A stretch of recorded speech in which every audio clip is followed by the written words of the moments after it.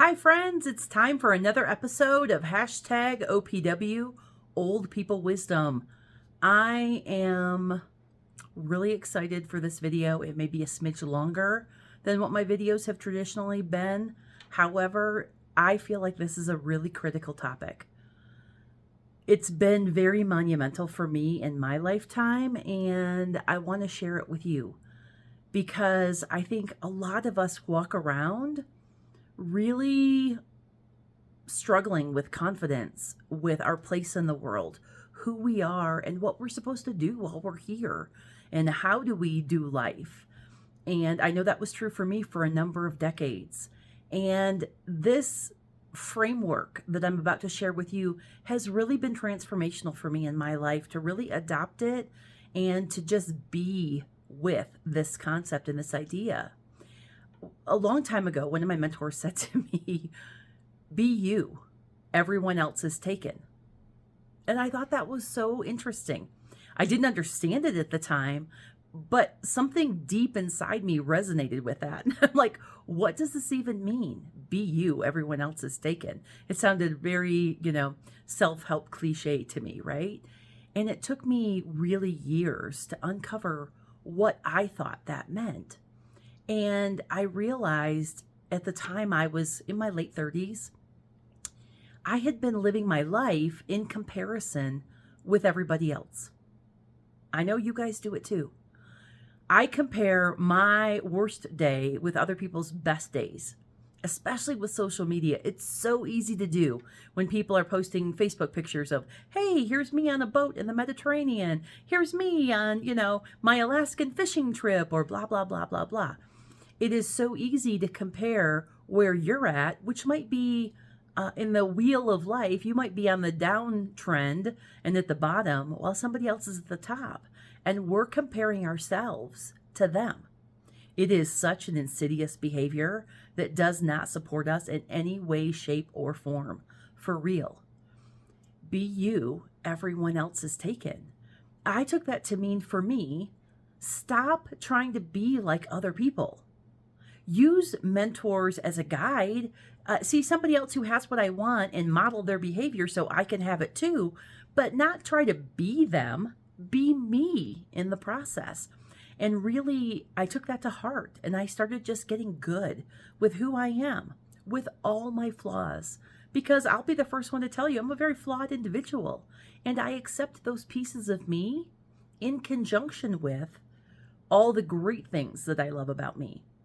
But I can't throw the baby out with the bathwater. I don't know where that saying came from. It's archaic, but don't throw the baby out with the bathwater, right? Meaning you can't throw out the good and focus only on the bad. And the converse is true. I can't just have the good. Everything's in balance and harmony. Law of reciprocity in the world. So if I'm going to really love myself, I have to love myself completely. The good, the bad, the ugly, and to be at peace with it. So this same mentor, years later, we were sitting around having a conversation, ironically, by a fire pit. And we were up in the beautiful hills near Estes Park, Colorado. And we were just having a conversation about accepting oneself. And this person is a trailblazer in the personal development world. One of my personal mentors. I might even send this video to him because he's been such an inspiration to me in my life. And I'm so proud to have been able to study with him and to be taught by him. He's an incredible human, and he really cares about this world and what we're creating in this world. And as we were sitting there talking, we were having the conversation about imposter syndrome and not feeling like you ever really belong. He had been a trainer and in the personal development space for decades. I was relatively new as a trainer and in the personal development space, and I so badly wanted to be recognized as a trainer in the personal development space. And he just chuckled and he said, "I'm going to tell you a story." And then he proceeded to tell me the story that I'm about to share with you. This is the way the story was told to me. I will beg your forgiveness if you feel like it's inaccurate I am not the originator of the story. I am just the messenger passing the story on because the story deserves to be passed on. In the Native American population, the indigenous tribes here in the United States, way back in the day when they ran this land, it was their land. We stole it from them. It was their land. And way back in the day, a young, let's say, 10, 11, 12-year-old boy, because the men went on hunts traditionally. The women had other roles to keep the fires tended and the children and provide food and things like that. The men traditionally went on the hunt. And when a young lad became of age and it was time for him to go on his first hunt, whatever age that was, 12, 13, maybe even 14, he went out with the tribe and he went on the hunt. And after a successful hunt, and they would bring back the haul of whatever they, were able to capture to feed the tribe and provide, especially in the wintertime, there would be a celebration, and there'd be a great big bonfire, and all the warriors that participated in the hunt would sit around the ring of the fire. They had the honor of having the closest spots to the fire for warmth, and because they were truly the providers, the breadwinners, if you will. And the junior warriors, those that were their first or their second time hunt, they sat farther out, not in the immediate circle. They sat farther out from the rest of the warriors who were up close by the fire. This went on season after season, hunt after hunt. It's interesting to notice that none of the warriors ever invite up any of the junior warriors to sit by the fire. If you felt like it was your time, it was your responsibility to go claim your spot by the fire, not waiting for recognition, not waiting for someone to invite you, not waiting for someone else to point to you and tell you you are good enough, you have arrived, you're now a full-fledged warrior. You simply decided for yourself, I'm ready. And you went and you claimed your spot by the fire. Now take that into modern day.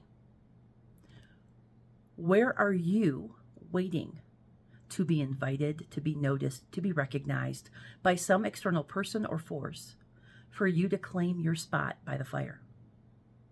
I know for me, this story, this metaphor, was a 3 steps back moment for me. Because that's how it was for me. I was waiting for someone to give me a piece of paper, a diploma, a certification, whatever, a checkbox to tell me I'm good enough.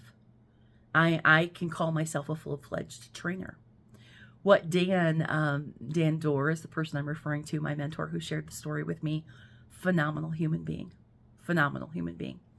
And when Dan said to me, when he first started out in the training field, and he was training with the founder of a very well-known, long-lasting personal development company, he went on the road and he was being trained in facilitation to be a trainer for the company. And the owner of the company, who founded the company, never said to him, hey, let's check all the boxes, you're done, you're ready to be on your own. There was no like, hey, you've made it, you're past orientation or you're past training purposes. He just said, okay, you're going to do the next class by yourself. And Dan was like, oh, I'm going to do the next class by myself. Okay. And he went and he did a couple classes by himself.